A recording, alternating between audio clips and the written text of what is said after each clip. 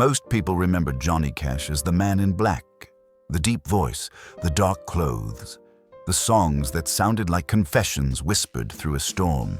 They remember the prisons he sang in, the stages he owned, the way his voice could break and heal a heart in the same breath.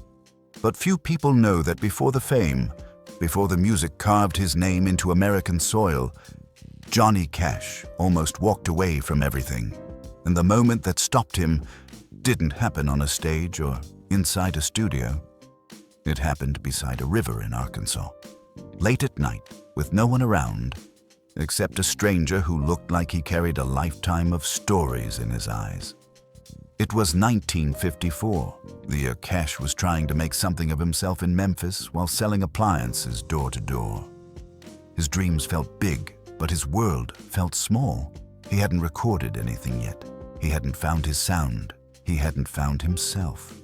And some nights, loneliness felt heavier than his guitar.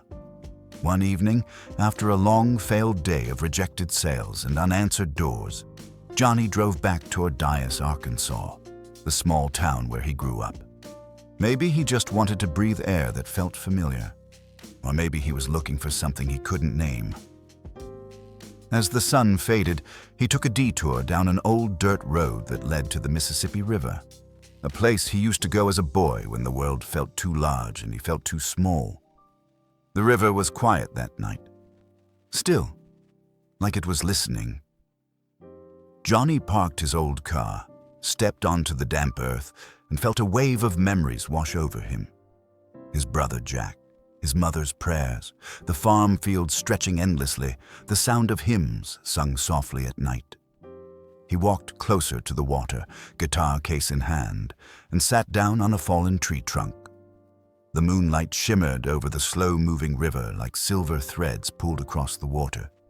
He didn't sing. He didn't speak. He just stared at the current, wondering if dreams were just illusions meant to keep lonely men walking. That's when he heard footsteps behind him. Johnny turned.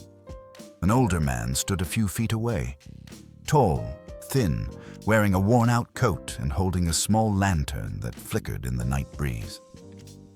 "Didn't mean to frighten you," the man said gently. "This spot doesn't get many visitors after dark." Johnny nodded. "Just needed a little quiet." The man stepped closer. "You're Cash's boy, aren't you?" "Johnny?"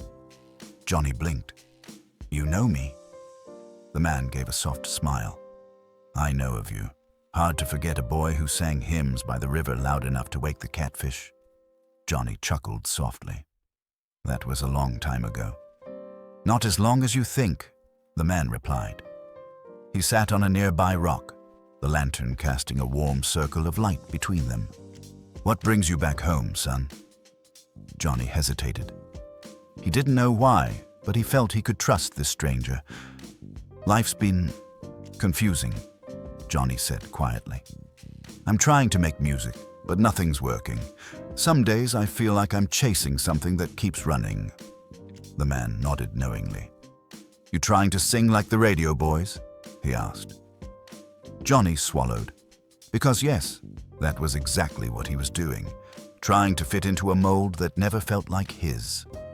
"I guess so," he said. The man chuckled. "That's your problem right there." Johnny frowned. "What do you mean?" The man leaned forward. "Johnny, the world doesn't need another smooth-voiced crooner. They already got plenty of those." Johnny stared at him. "What the world does need," the man continued, "is honesty. Someone who sings like he's bleeding a little. Someone who tells the truth even when it hurts." He pointed at Johnny's chest. "When you were a boy, your voice sounded like the river. Slow, deep, steady. You weren't trying to sound like anybody. You were just telling the truth." Johnny looked down at his hands, remembering those late nights, the hymns that carried his pain, the songs that felt too raw for anyone else to hear. "I'm not sure people want that," Johnny whispered. The man's eyes softened. "People don't know what they want till someone gives it to them." Johnny looked at him, really looked at him. He seemed familiar. Not his face, but his presence. Like someone from a memory he couldn't quite place. "What about you?" Johnny asked. "You from around here?" The man smiled sadly. "I was, once." Johnny waited for him to say more, but he didn't. The river flowed quietly between them. Finally, the man stood and said, "One more thing before I go." He stepped closer, lantern light flickering across his lined face. "There's something inside you, son. Something the world hasn't heard yet. And if you don't let it out, it'll tear you apart." Johnny felt his throat tighten. "How do I know if I'm good enough?" he asked. The man looked at him, eyes kind, but heavy with meaning. "You're asking the wrong question," he said. "Don't ask if you're good enough. Ask if it's true. If it's true, people will feel it. And if they feel it, you'll never be alone again." Johnny didn't know what to say. "Take care, son," the man whispered. "The river remembers everything, and so will you." And just like that, he walked away, lantern swinging gently until he disappeared into the darkness. Johnny sat there long after he was gone, replaying every word in his mind. The river's quiet rhythm felt different now, like it was breathing with him. He opened his guitar case, took out the worn instrument, and began to play. Not the smooth songs he'd practiced for auditions, not the imitation of famous voices, but his voice. Low, rough, honest. The voice of a man who had lived, lost, prayed, hoped, and heard. By the time he stopped, the moon was high and the air felt lighter. The next morning, he drove back to Memphis with something he hadn't had in a long time, a sense of direction. 2 months later, he auditioned for Sam Phillips at Sun Records. He sang Folsom Prison Blues, a song that sounded like the river inside him. He found his voice that night, and the world found Johnny Cash. He never saw the old man again. Never got to ask who he was or how he knew so much.